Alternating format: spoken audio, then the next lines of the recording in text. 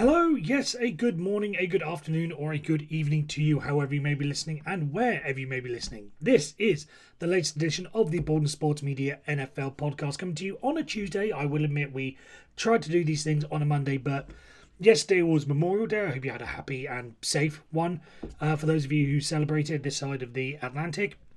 And obviously just with various events going on and went to visit some family, I didn't have a chance to record on Monday, so hopefully you haven't missed it too much and you are still here to enjoy it on the Tuesday. And with that being said, I always like to start the show with one way, and that is to thank you very much for joining me and listening to me. And if you are new, then feel free to feel free to subscribe on whatever podcast platform you are listening to this to, and also you can reach out to me on social media. They are all the same handle, at Bolden Sports Media, and that's across YouTube, TikTok and Instagram, so feel free to become a part of the show by reaching out on there. And if you are a returning listener, then as always, thank you very much for joining me this week.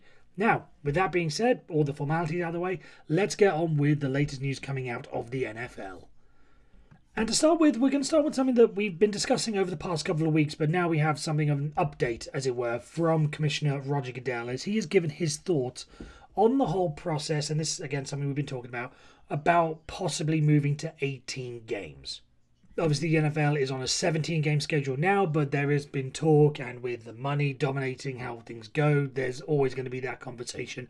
And Roger Goodell has given his thoughts on it. I've given my thoughts in that 18 is fine, but there are some parameters you would have to introduce to it. So I would like to see an extra bye week. For instance, you would have to work out, maybe not have as many short week games as teams are given these days, the 3 games in 10 days that a bunch of teams are having to do this season. That has to go out the window if you are going to facilitate it. But anyway, this is what Roger Goodell has had to say, and I've taken this from Pro Football Talk, but he was speaking to reporters at one of the NFL meetings in Nashville this past week. So these were his comments. The key thing for us is looking to make sure we continue to do things that make our game safer. 17 games is a long season, that's number one. Working with our Players Association is number 2. We would reach an agreement with them if we were going to proceed in that level. Third, this is not necessarily in order, is the quality of our game. We would do it in the context of reducing the number of preseason games. We think that's a good trade. Less preseason games and more regular season games. I think most anybody would think that was beneficial.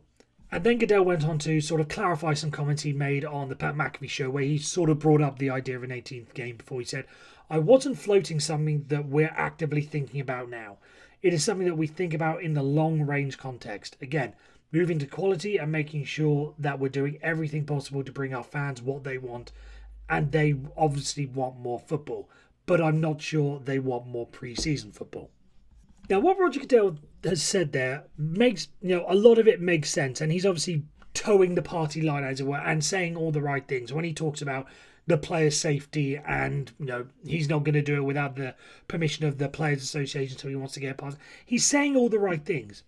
However, that last line really sticks with me. And it's a bit of an interesting one, because he talks about getting rid of preseason football, which, again, most fans, I feel, would be okay with, because, what are you really seeing?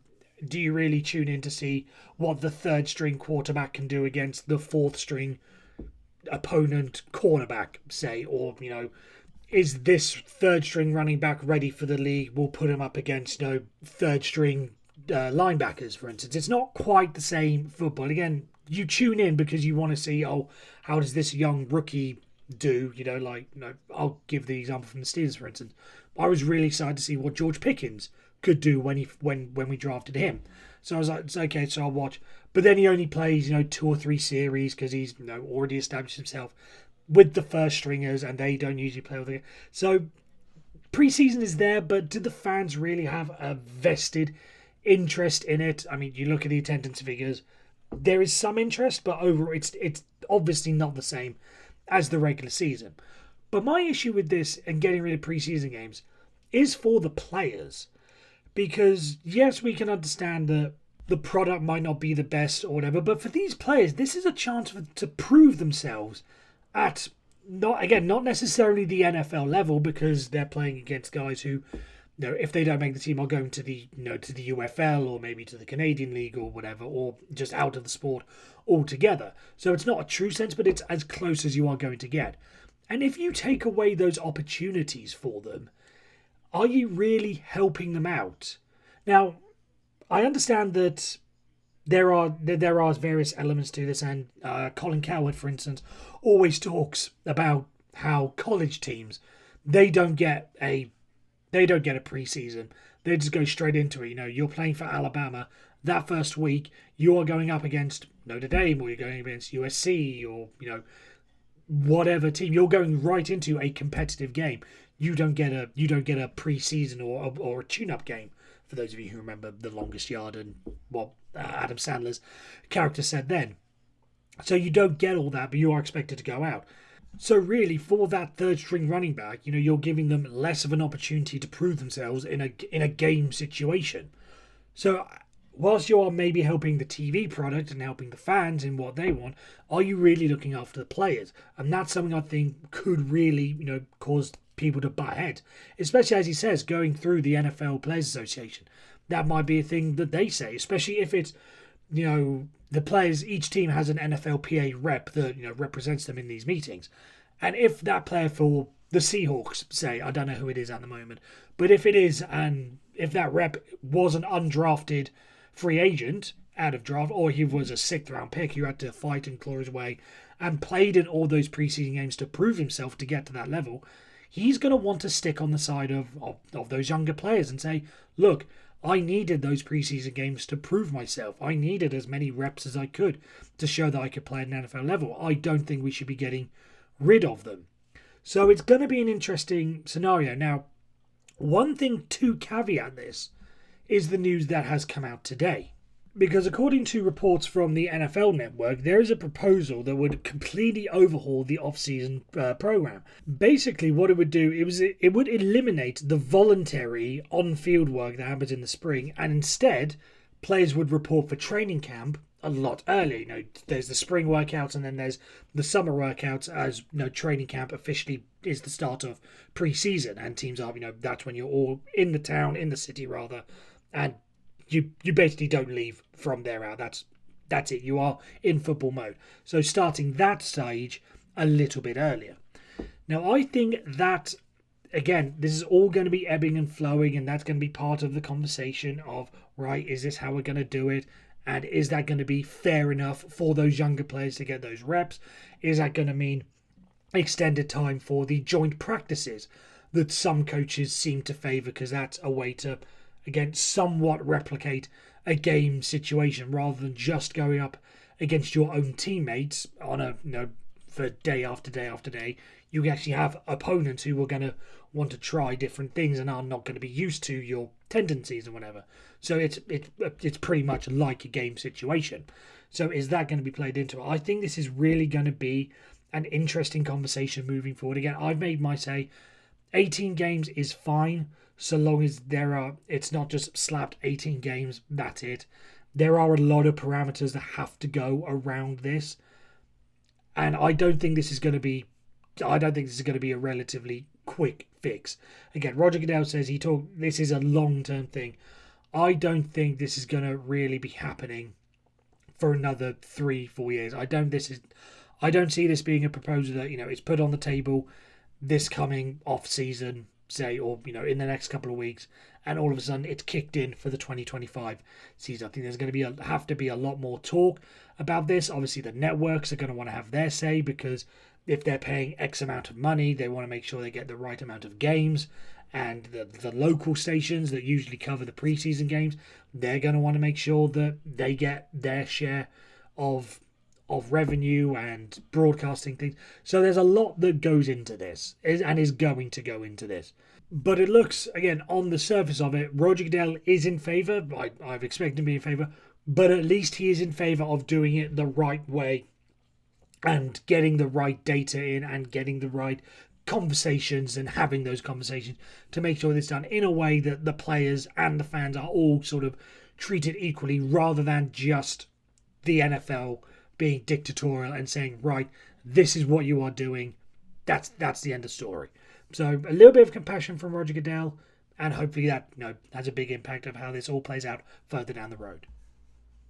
Right, and moving on to our second topic of the day, and this one concerns Tom Brady and some comments that he made yesterday on Colin Cowherd's show, The Herd, where he talked about the dynasty that is going on within the Kansas City Chiefs. Obviously, he was a part of arguably the greatest. In fact, I'm not even going to say arguably. It's factual. The Patriots were the greatest dynasty that the NFL has ever seen. The longevity of it, the players that came through, they are just the best. I think that's undisputed. But anyway, he was talking about the chances of the Kansas City Chiefs pulling off the three-peat, something that no NFL team has done, not even those great Patriot teams. Although, for the sake of clarification and before anyone gets on me, the Green Bay Packers did win 3 NFL championships, but that was pre-Super Bowl era, so it's not quite the same. So no team has won 3 in a row in the Super Bowl era, so we'll just clarify that out of the way. But Tom Brady has given some some rather interesting thoughts on the situation. But at the end of the day, he doesn't think it's possible. So this was him on The Herd speaking yesterday. He said, "Believe me, people would put them as one of the odds-on favourites to do it, but there is not a 50% chance of that happening. It's way less than that. Those players are going to have to show up every day and put the work in like they have. Fortunately, they have a tremendous coach in Andy Reid, who doesn't ever look backward. He's a veteran, experienced, championship-level coach who holds those players accountable. They have a great quarterback in Patrick that, as we know, when he's on the field, he's as great as a football player as there is in the NFL. Travis Kelce, what he could do at the tight end position is really a great safety blanket. Rashee Rice coming on as a rookie. Chris Jones. They've got Steve Spagnuolo back there as the defensive coordinator. There are a lot of great pieces, but to win it again is a momentous ask. No one's going to put it past them, but we're all excited to watch on opening day to see what the 2024 version of the Chiefs can do and the goals that they can set for themselves and whether they can reach them." Now, what Tom Brady is talking about there is basically the on-field situation, and no one is really doubting the players that the Chiefs have. They have built one of the best rosters in the NFL and tied all together with the coordinators and the head coach. Again, as Brady says, no one is going to rule them out or say, no, there's no way the Chiefs can do it. Everyone will put them in with a chance. But my situation or my take on this is, I think it's really all going to depend on what happens with the off-field matters that have happened over the course of the off-season. Now, I've given my thoughts about the whole Rashee Rice situation and the impact that could have, because Rashee Rice was the top wide receiver for the Chiefs last year, and if somewhere down the line he does get a suspension, even for a couple of games, that's going to have an impact on them. You look at what else has been going on with the Chiefs this offseason. Offensive tackles Wanya Morris and Chikuba Jason Goodrick have been arrested for misdemeanor marijuana possession charges. Again, this isn't a grand problem. They were released on bail. It's not going to have a big impact, but it's still off-season. It's still something that is going to impact how things go. And again, is there going to be a suspension from the NFL as a relation to this, whilst they may not be charged by the police? Could the NFL come in and say, right, no, we need to do something about this? And then obviously the situation with Harrison Butker and the comments that he made over the past week. It's been a testy off season for the Kansas City Chiefs, and you just have to wonder whether or not this is all going to come to head or impact what they're going to do. Again, on the field, suspensions and what have you, it could happen, it could not, but the way I interpret and look at things that have happened in the past, I don't think the Chiefs are going to be able to get away with all of this with everyone playing all 17 games. I think there's going to be some suspensions coming somewhere. Again, this is not me putting blame or saying he's guilty or whatever, just based off what has gone on in the past with the NFL. I just imagine that's what's going to happen. But even so, the amount of media attention that is going to be going on around this and how that is going to impact, and the questions that are going to have to be asked when training camp and preseason games ramp up, what sort of an impact is that going to have on the team? I'll tell you one thing. If they do go on and three-peat, that part of America's Game, the documentary that tails the Super Bowl winning champions at the end of each year, there's going to be some interesting, takes and, videos and moments coming out of that. So based off this off season. So I am curious to see how this plays out. But again, just overall, I think with the Chiefs and the way that this offseason has gone, it does have the potential to derail them, especially if they are impacted on the field in the ways that I've described. And I don't think that's inconceivable at this point to happen. So it's going to be interesting to see just how this all plays out. And again, if you are the Chiefs, you have to be thinking, if there is something going to be coming, can we at least get this out the way now? The situation with Rashee Rice, is he going to be suspended by the NFL for his actions?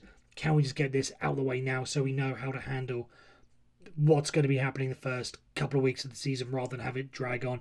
The same with the 2 offensive tackles. Is there going to be a punishment coming? Yes. Can we at least work it out so we know we may need to work out a couple more extra tackles for an extra couple of games across the season. So I'm genuinely fascinated with how the Kansas City Chiefs are going to have to address every single one of these things. And again, the offseason isn't over. So there could be something, one of these charges or incidents could be scaled up. There could be a new one completely coming out of the blue.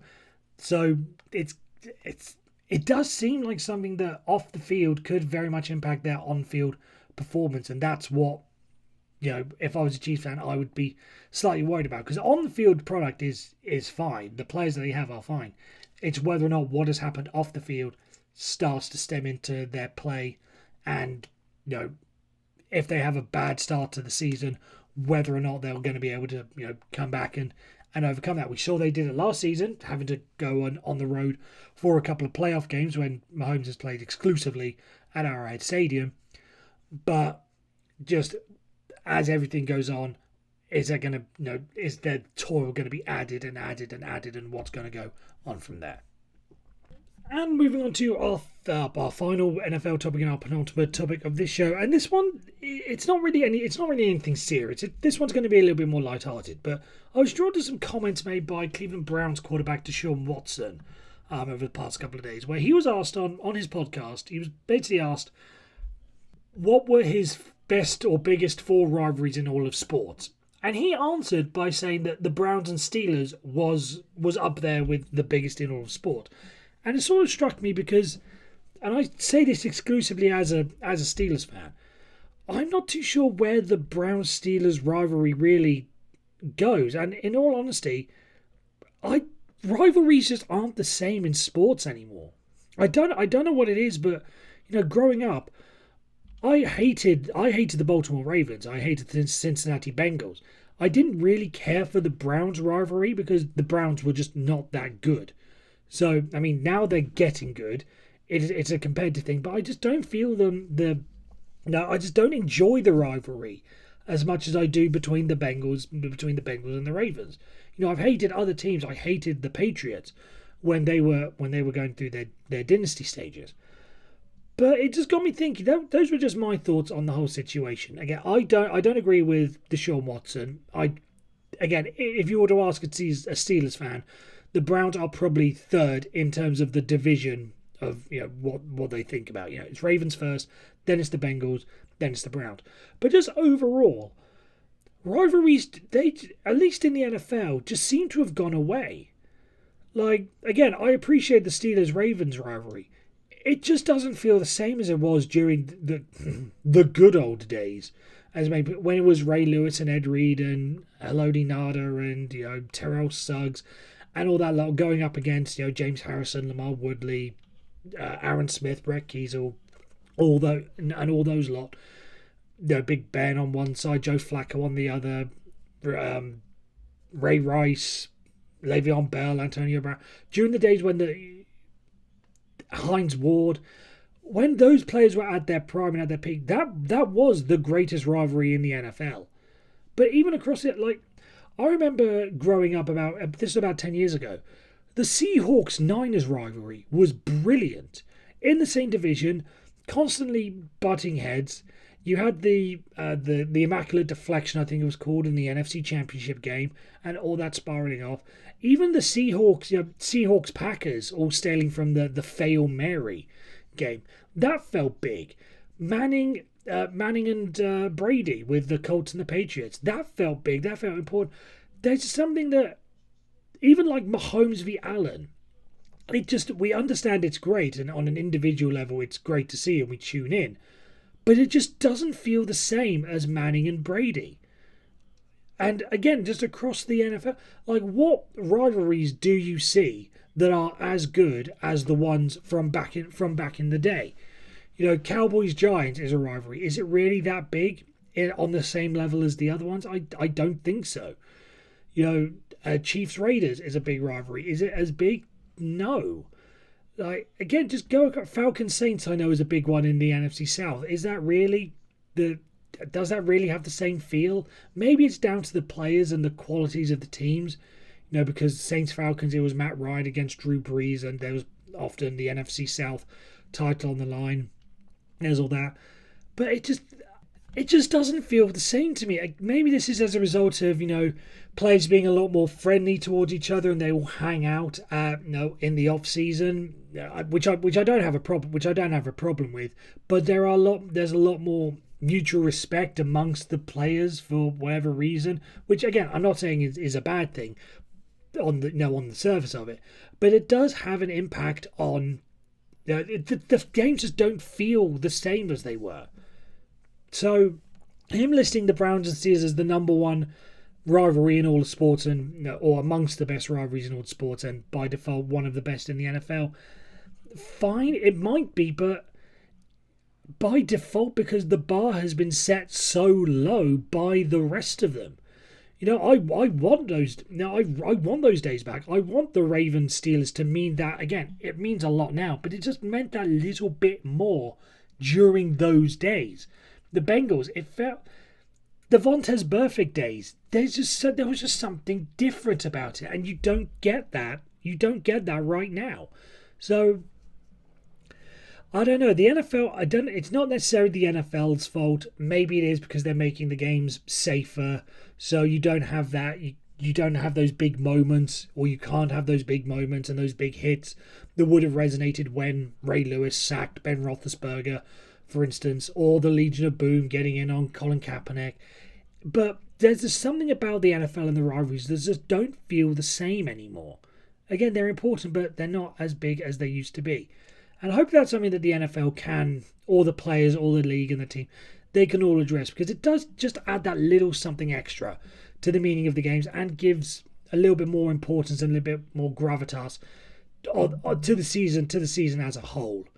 And like I said, hopefully that stuff is all going to come back sooner rather than later, because it just gives the NFL just that little extra edge. I think again, I'm slightly missing it. I'm pretty sure a lot of other people are missing it as well. Right, and now we end, as we usually do, with a story from outside the world of the NFL. And again, I like to keep this lighthearted, and I can keep this lighthearted because of the aftermath and the fact that no one has been hurt as a result of this. As soon as I saw this news come across my feed, I thought that's going to be a good one to point out. But then I had that thought of, is everyone okay during this? I'll explain where it's coming from in a moment. But the reports are that everyone was okay, so I can talk about it. And this one came from the Los Angeles Dodgers, the baseball team, for those of you who don't know who the Dodgers are. But during a recent game, I believe it was before the game, because you can tell by the videos that were on the screen. But there was a car on fire in the car park. Again, everyone was fine. News reports coming out. Everyone was fine. It's safe. Obviously, the family and the people who were involved with the car have now got a car to replace, but no one was hurt, and that's the most important thing. But anyway, the car was on fire before the game, and full credit to LA Dodgers organist, or organ player. I'm assuming organist is the correct term, but Dieter Ruhl is his full name, and he decided in that moment, again just on a whim, just seeing the car on fire, decided to play Billy Joel's "We Didn't Start the Fire." Now, again, whether or not he knew the situation, how much he could see from his organ room, maybe he just saw the black smoke coming up from the car park. Maybe he thought, oh, there's just something wrong with one of the hot dog stands or whatever, so nothing major. But he saw black smoke, and he took his opportunity to play "We Didn't Start the Fire," Now again, there were a couple of other songs he could have played. Ring of Fire by Johnny Cash would have been a pretty one. Burning Love by Elvis Presley would have had the same sort of impact. But either way, to go in that moment and play a song based on fire when there is a car on fire, literal flames going. I urge you all to go and look at the thing again. Scary image, but everyone was fine, so we're all good. But just the image of seeing the car on fire in the car park was good. It was quite funny. Again, in the aftermath, everyone's fine. But the fact that he saw that and decided to, on a whim, to play that, brilliant to him, and just something funny to bring to your attention this past week. And that is the end of that. I want to thank you once again for tuning in, and as I say every time, if you liked us, give us a like, a subscribe, a follow on whatever podcast platform you listen to, and don't forget to reach out on social media and become part of the show. All handles are the same, at Baldwin Sports Media, across Instagram, Twitter and Facebook. So if you like what you hear, then feel free to reach out on those platforms. And until next week, I shall bid you adieu, and you guys take care.